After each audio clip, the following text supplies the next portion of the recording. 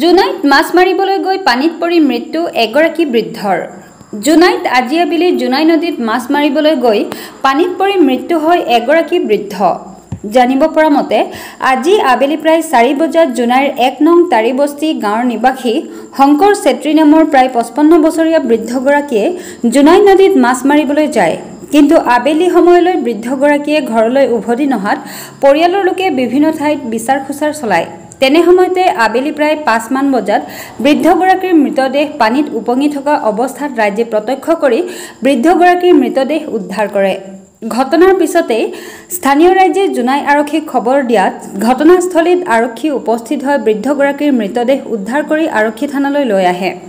বৃদ্ধগৰাকীৰ মৃতদেহ জোনাই আৰক্ষী থানাত নিশা ৰাখি কাইলৈ পুৱাই মৰণোত্তৰ পৰীক্ষাৰ বাবে ধেমাজিলৈ প্ৰেৰণ কৰা হ'ব বুলি জানিব পৰা গৈছে।